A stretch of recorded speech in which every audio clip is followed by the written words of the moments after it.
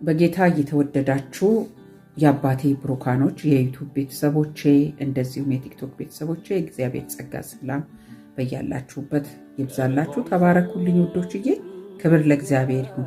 ዛሬም ደግሞ በልቤ ላይ ያለውን ያው የእግዚአብሔርን ቃል አካፍላችኋለሁ። ይሄ ቃል የሚገኘው በሉቃስ ወንጌል ምዕራፍ 21 ላይ ነው። እናንተ ክፍሉን ሁሉ አንቡት። እኔ የማካፈላችሁ አሁን ቁጥር 18 ላይ ባለው ነው። ምንድን ነው? ከፀጉራችሁ ያለ እኔ ፍቃድ አንዷም እንኳን መሬት አትወድቅም የሚል ነው። ጌታ ይባረክ። በተለይ በስደት ውስጥ ያላችሁ ስለ ክርስቶስ እየተሰደዳችሁ ስለዚህ ያው ወንጌል እየተሰደዳችሁ ያላችሁ በጌታ ደስ ይበላችሁ።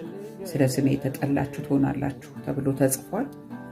ትሰደዳላችሁ ነው የተባለው እንጂ ትወደዳላችሁ አልተባልንም። ስለዚህ ወንድሞቼ እናቶቼ፣ ካጥንታችሁ ደግሞ አንዷ መሬት ላይ አትወድቅም። በጌታ ደስ ይበላችሁ። ክብር ለእግዚአብሔር ይሁን። በዚህ መንፈስ ውስጥ ሆኜ እጸልያለሁ። ጌታ መልካም ነው። ሃሌሉያ። የሚያሳድዷችሁ ደግሞ መርቁ ስለሚል የሚያሳድዱን ደግሞ እየባረክን ክፉን ደግሞ እየተቃወመን እንጸልያለን። ክብር ለእግዚአብሔር ይሁን። አሜን። ሃሌሉያ። እግዚአብሔር ሆይ በኢየሱስ ስም እናመሰግንሃለን። አንተ የቃሉ ባለቤት ነህ፣ ቃሉም ያንተ ነው። በኢየሱስ ክርስቶስ ስምና ስልጣን ጌታ ሆይ በቃል ደግሞ ስለምታጽናናን፣ ስለምትደግፈን፣ ቃልህን ሁልጊዜ ስለምታሳስበንም ደግሞ እናመሰግንሃለን። ክብር ምስጋና ለአንተ ይሁን። ጌታ እግዚአብሔር ሆይ አሁን የሚያሳድዱን ሰዎች ሁሉ ደግሞ በኢየሱስ ስም የተባረኩ እንዲሆኑ ጸልያለሁ። በነፍስም በስጋም የተባረኩ ይሆኑ በጌታ በኢየሱስ ክርስቶስ ስም። ባርኳችሁ ስለሚል እግዚአብሔር ቃል ስለ ወንጌል የሚያሳድዱን፣ ስለ እውነት የሚያሳድዱን ገዢዎች ሊሆኑ ይችላሉ። በምድር ላይ ያሉ ሰዎች አያላኖች ሊሆኑ ይችላሉ። በኢየሱስ ክርስቶስ ስም ስልጣናቸውን ተጠቅሙ ሊሆን ይችላል የሚያሳድዱን።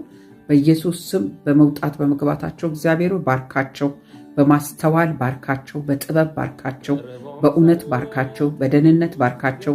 የተባረኩ ይሁኑ። እግዚአብሔሩ የነሱ የሆነ ሁሉ በኢየሱስ ስም አገዛዛቸው ሁሉ የተባረከ ይሁን። ፍጻሜያቸው ሁሉ ክብር በክብር እንዲሆን በኢየሱስ ስም እጸልያለሁ።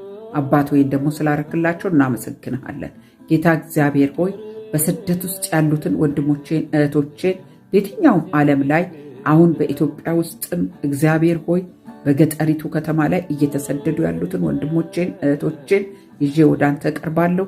በዛ ቦታ ላይ ኃይል እንድትሆናቸው ጸጋህንም እንድትሰጣቸው እግዚአብሔር ሆይ በዝማሬ በልሳን በጸሎት በምልጃ በትዕግስት እንድትሞላቸው በኢየሱስ ክርስቶስ ስም